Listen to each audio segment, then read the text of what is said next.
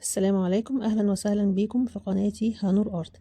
حد من متابعين القناه بعت لي صوره شنطه زي دي وطلبت مني ان انا اعملها، فهنشوف مع بعض كل الخطوات بالتفصيل. هستعمل شبك بلاستيك مربعات كبيره 4 مللي ومقاس الشبك 60 في 40 سنتيمتر، وهستعمل ابره كنفا مقاس 16 وخيط ميتاليك وسلسله معدن طولها متر وربع وحلقتين من المعدن وقفل معدني.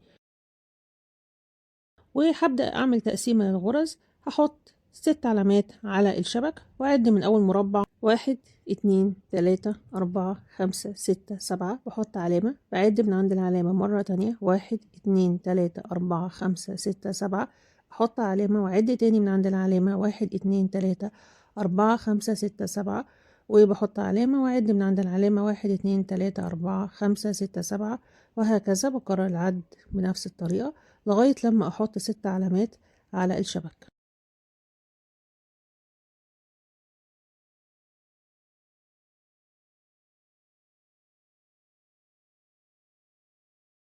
من الصف اللي حطيت فيه العلامات هقيس 28.5 سنتيمتر. بعد كده بحط علامة وأبدأ أقص بعد العلامة من الناحيتين.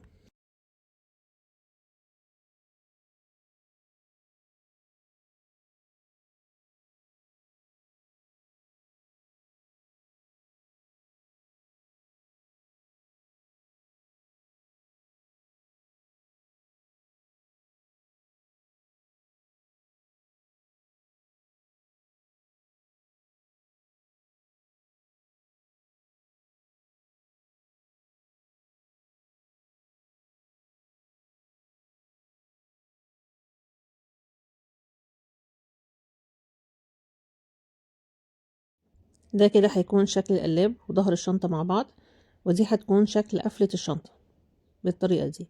هبدأ أحدد ارتفاع الجوانب، فحددت علامة وهيكون ارتفاع الجوانب 15.2 سنتيمتر. كل المقاسات هوضحها بالتفصيل بعد كده.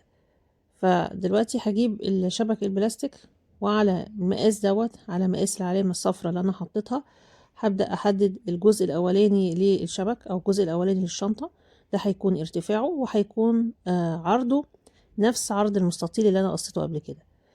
بحط الشبك اللي أنا قصيته على الشبك التاني وبحدد مقاسات الجزء الأول من الشنطة أو الجزء الأمامي من الشنطة.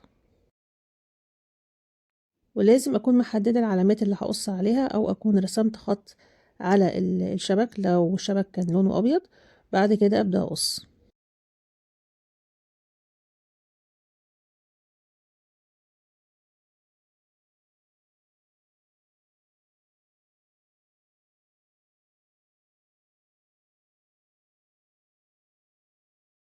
قصيت الشبك والقطعة دي دلوقتي طولها هو نفس عرض المستطيل اللي أنا قصيته قبل كده، وده الارتفاع اللي حددناه، ارتفاع الجوانب 15.2 سنتيمتر. دلوقتي أنا هحدد عمق الشنطة أو عرض الجوانب. هعد كام مربع؟ هعد 7 مربعات. عديت 7 مربعات، حطيت علامة، هبدأ أقص بعد العلامة. والارتفاع احنا قلناه ارتفاع الجوانب.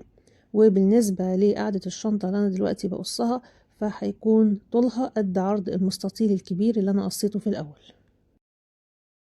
وطولها كمان بيساوي طول المستطيل الصغير. فأنا بحط الشبكة عليه بالطريقة ديت وبشوف المقاس بالظبط هيكون قد ايه. بعد كده بحدد علامة وابدأ أقص.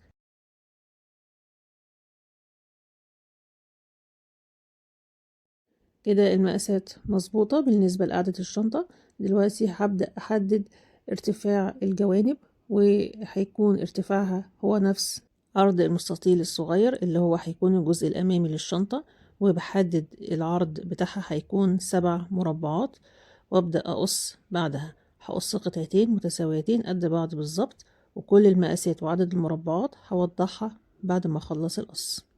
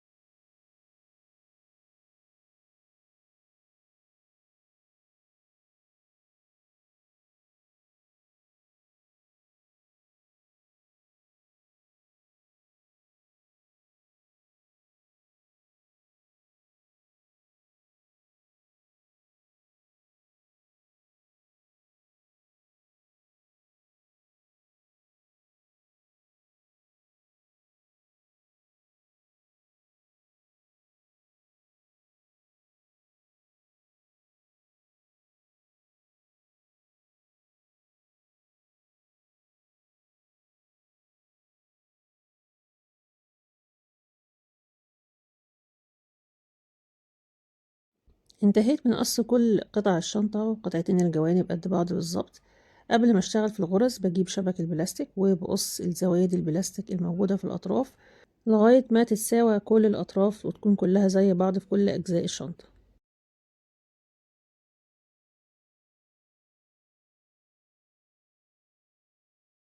بعمل كده في كل الأطراف، وده هيكون مقاس الشبك بالسنتيمتر وعدد المربعات.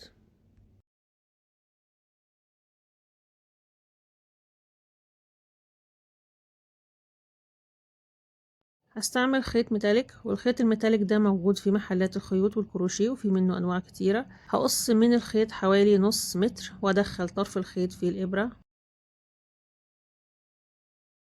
بعد كده بدخل إبرة في أول مربع عندي موجود في الزاوية وبسحب الخيط. بسحب الخيط وبحافظ على إن الخيط يكون مبروم طول ما أنا بشتغل في الغرز. يعني أول ما أسحبه كده أروح لفة الخيط وبرماه، وبعد ما برومه بشد الخيط وبحتفظ بجزء من طرف الخيط من ظهر البلاستيك وافضل ماسكاه بايدي. ده الشكل اللي انا بلف عليه الخيط وهمسكه من الناحية التانية. بعد كده بدخل ابرة في اول مربع موجود في العلامة واشد الخيط وابرمه.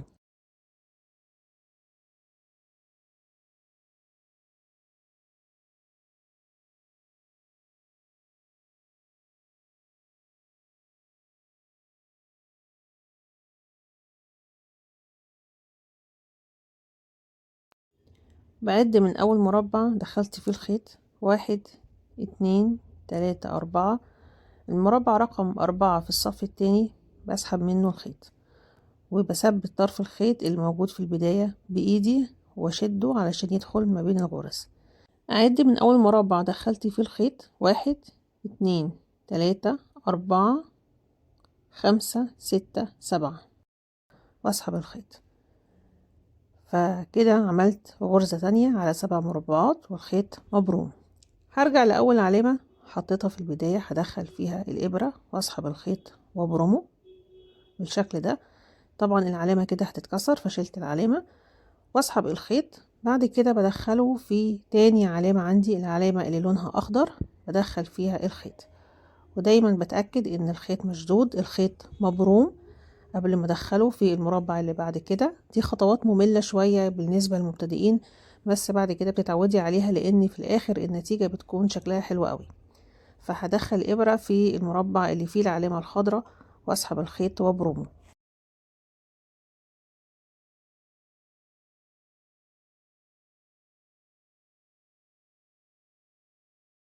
هدخل الإبرة في آخر مربع انتهت فيه الغرزة اللي موجودة في الصف التاني واسحب الخيط.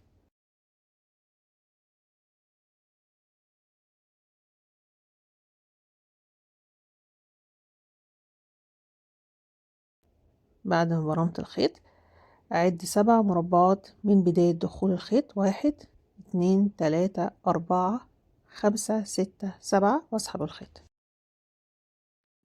برجع لمربع العلامة الخضراء بدخل الإبرة واسحب الخيط، وهدخل الإبرة في مربع العلامة الزرقاء بالشكل ده واسحب الخيط وابرمه.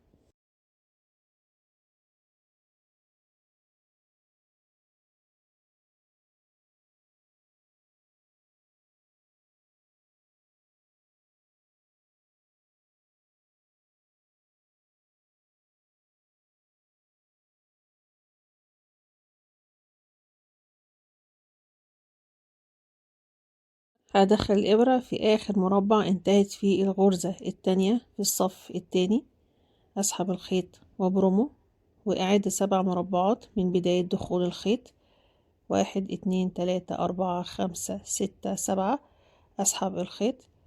وبعد كده هرجع مرة تانية للصف الأول، للعلامة اللي أنا كنت شلتها في الأول وأدخل فيها الإبرة وأعد 7 مربعات. ناخد بالنا من بداية ونهاية الغرزة الموجودة في الصف التاني إن هي بتكون في نص الغرزة الموجودة في الصف الأول، المربع رقم 4. هرجع تاني لمربع العلامة واسحب الخيط وبدخله في مربع العلامة اللي بعدها، وهكذا مرة هشتغل غرزة في الصف الأول ومرة هشتغل غرزة في الصف التاني.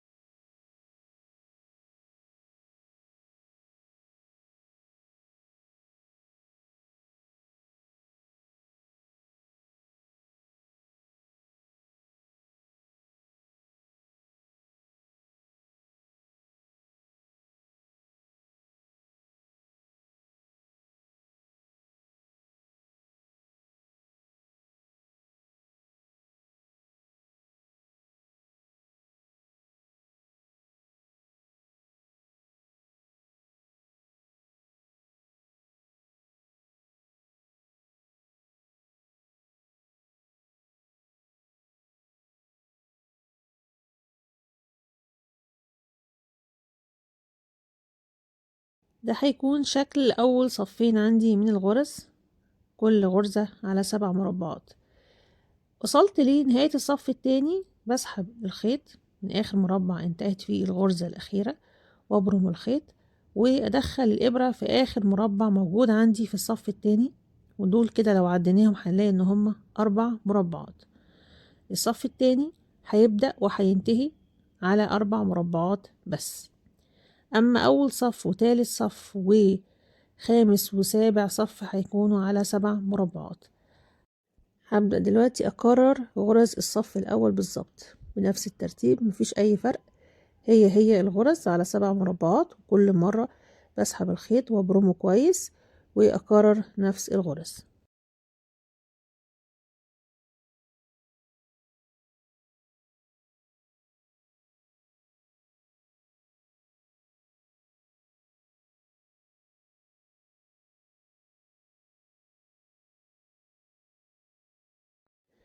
بدل ما اكمل الغرز بالعرض هكمل الغرز بالطول، مرة على 4 ومرة على 7 مربعات.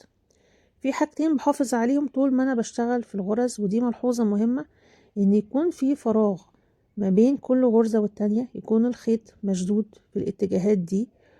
الحاجة التانية ان انا لو مشيت صف صف بالعرض فانا ههدر من الخيط، والخيط هيكون باين في الفراغات اللي موجودة بين الغرز. فالفراغات الموجودة بين كل غرزة والتانية لازم تكون واضحة، ما غطاهاش بالخيط من ظهر البلاستيك. دي حاجة انا بخلي بالي منها طول ما انا بشتغل.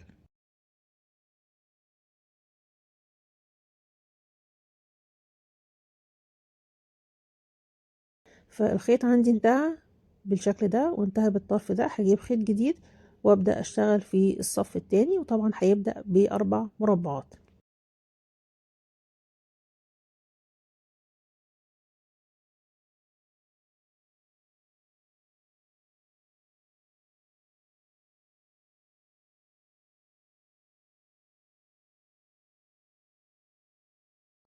هبدأ اشتغل في الصف التالت، والصف التالت هيكون زي الصف الاول بالظبط، نفس ترتيب الغرز، بعد ال7 مربعات واسحب الخيط.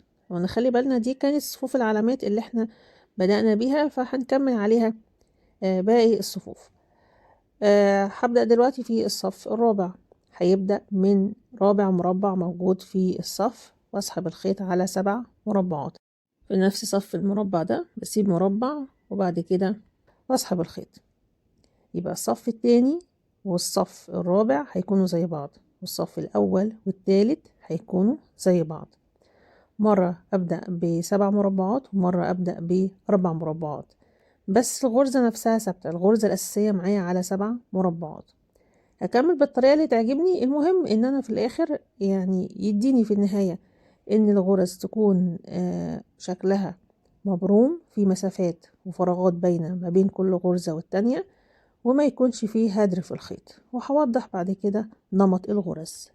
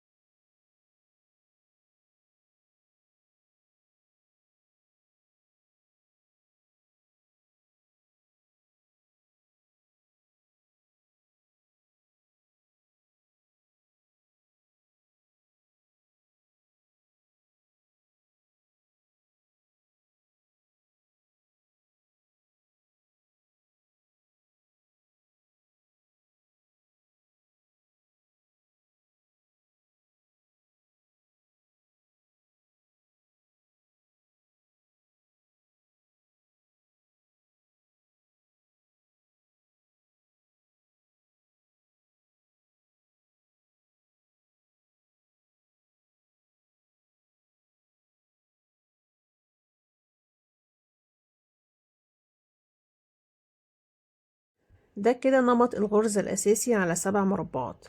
لما أبدأ في الصف اللي بعده ببدأ من المربع رقم 4، يبقى المربع رقم 4 ده هو بداية دخول الخيط من الناحيتين.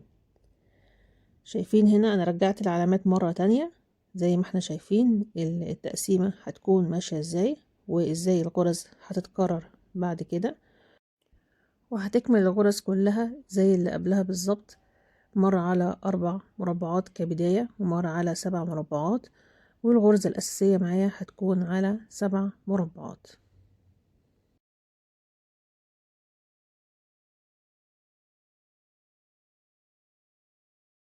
طرف الخيط المتبقي هسحبه تحت ما بين الغرز، وارجع اكمل الغرز اللي انا اشتغلتها من الناحية التانية. لو انا عايزة اكمل الصف بنفس الطريقة فانا ممكن اجيب خيط جديد واخيطه مع القديم.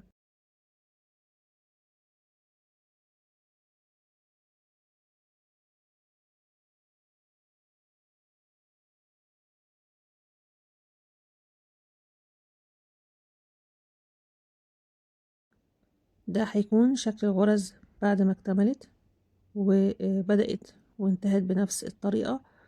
وزي ما احنا ملاحظين العلامات ازاي قسمت الغرز، والجوانب ازاي هي بتكون زي بعضها بالظبط. الجزء التاني من الشبك عملت فيه نفس الغرز بنفس الترتيب، ده الجزء الأمامي للشنطة، وقاعدة الشنطة عملت فيها كمان نفس الغرز. التلات قطع نفس الغرز بالظبط، مفيش فرق بينهم. لما بحط القطع مع بعض بنفس الترتيب بلاحظ ان الغرز ماشية بنفس الترتيب، مفيش اي فرق.